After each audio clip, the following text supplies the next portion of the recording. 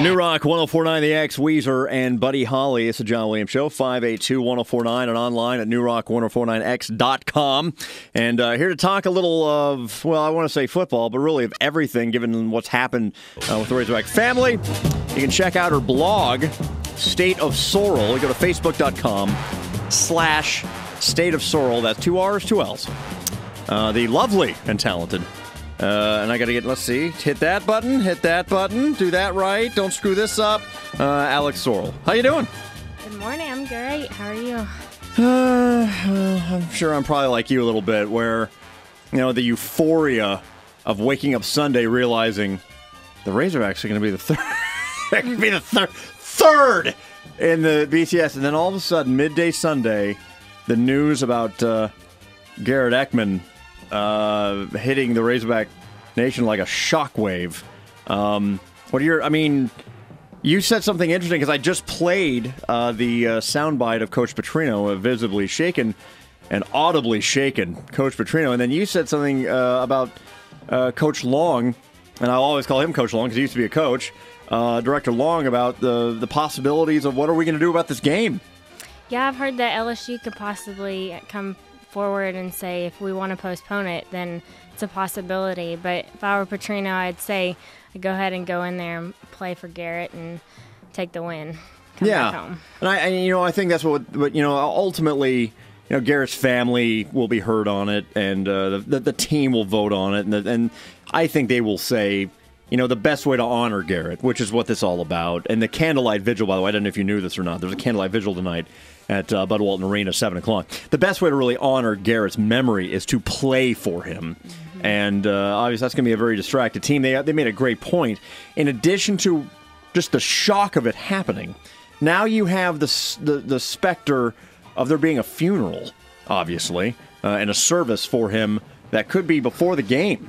Mm-hmm. And holy cow. It's kind of hard to wrap your brain around everything that team is going to go through this week emotionally, for Garrett. Now, did you ever meet him at all? Or did you? I did not, but I've heard plenty of people say that he's the most incredible person they've met. So, yeah, I know people who said he's a sweet, nice. Petrino said he had one of the highest GPAs on the team. Great kid. It was his dream to be a Razorback. I'll never forget when he was being recruited. He was not a 5-star. He wasn't one of those guys that oh man, this guy's like the world. But what it was he was a very good player. That he was a 5-star on his desire to be a Razorback. Mm-hmm. Because he went to North Little Rock and he wanted to be a Razorback more than anything in the world. And that's sort of the situation is that Coach Petrino saw someone that wanted it so badly and that would work harder than anyone else. And he is a talented player, but it was his desire to be a Razorback, really, that put him ahead of everybody else. Because there were other kids that he could have gotten. Yeah, I think that's why the team has to go out and live his dream for him on Friday. No, and that's a great way of putting it, is to go out there and do what he would want to do with them. Mm-hmm. And that's go out against LSU and play their best. And it's crazy because, with everything on the line for the football team and the greatest, this is like the biggest game you could say Arkansas's had since the big shootout with Texas in 1969. Yeah, over 50 years almost. It's a really long time that anything on the line of this nature has been that way. We're talking with Alex Sorrell of State of Sorrell, who of course will be blogging her mind out about everything that's gone over this past weekend. Football-wise, what did you take away? What was the biggest shock to you this weekend as far as all the dominoes that fell to get Arkansas to 3? What was the game that really you couldn't believe?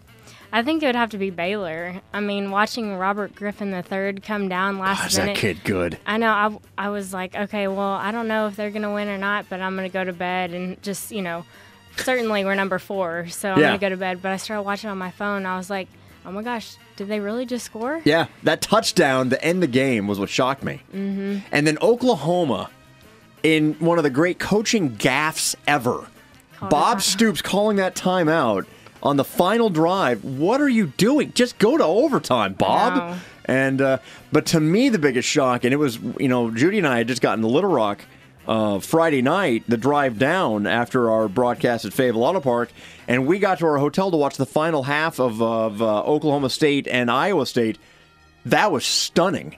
Yeah. Because Iowa State is no good. Yeah, well, I thought about, the whole day that happened for them, and they had, 2 losses in their family of, the basketball athletic, coaches, yeah. So, I thought that might affect them a little bit. And then, Iowa State came in for Nebraska, and so they get up for big games. Yeah, so they weren't a force to be reckoned with, that's for sure. They play really well against the best competition, and that coach, well, have you seen the after the game celebration in the locker room? Can't beat it, man. Can't beat that whole situation. So now the Razorbacks sit at third, and we have no idea how it's all good. There's so many different scenarios. In fact, the BCS special last night, which I'm sure you watched, went through every possible scenario of who gets where, if who beats who, and I mean, it's kind of dizzying, but what I took away from it essentially is this. If Arkansas just beats LSU, no matter what happens, they go to the national championship game. Maybe not the SEC championship game. Yeah. Maybe they don't win the SEC. But I think if they beat LSU, they are at the very worst heading into the bowl season, first or second. I think they have to be. If you go in to the number 1 team in the nation on their only undefeated team other than Houston, the clear-cut number 1 team in America, unanimous number 1, you go on their turf Friday afternoon and beat them. How do you keep Arkansas from the top 2? I know, especially since they went into Alabama and beat them. I guarantee you if we went into Alabama now, we would kill them. Not kill them, but we'd win. I think, I mean, this is what Coach Petrino's teams do. They peak in November. I mean, the team that lost to Alabama in Tuscaloosa, that team is gone. It's an offensive line that's gelled. It's a Tyler Wilson that is now battle-tested as a starter for a full season. The running back situation, hey, and by the way, totally lost in all of this is the fact that Niall Davis very well may play against LSU. Obviously, he won't be 100%, but he's still Niall Davis. So a lot of things that left to kind of play out on everything as far as the bowl situation where the SEC is going to fall out. Again, Arkansas third in the BCS if you're just waking up and you didn't know that from last night. And all that really needs to happen, if Arkansas just takes care of business against LSU, I don't know how they stay out of the national championship game. Whether they play Bama, whether they play LSU, whether they play Oklahoma State, whether they play any of those teams. Yeah, and I think on Saturday, Alabama goes to Auburn, and Auburn hasn't been the best, but you look out for rival games. It's still anything the Iron can Bowl. happen. Yeah, it's still the Iron Bowl. Hey, if you want to read more of what Alex has to say, it's a great blog. It's right there at facebook.com/State of Sorrell. That's Sorrell. And she's got great stuff on there about the Razorbacks, her take on what happened, obviously the sad situation with Gary Ekman, and all right there again, facebook.com/State of Sorrell. Thank you for coming in this morning. Thank you very much. Appreciate it. It's the John Williams Show. It's New Rock 104.9 The X.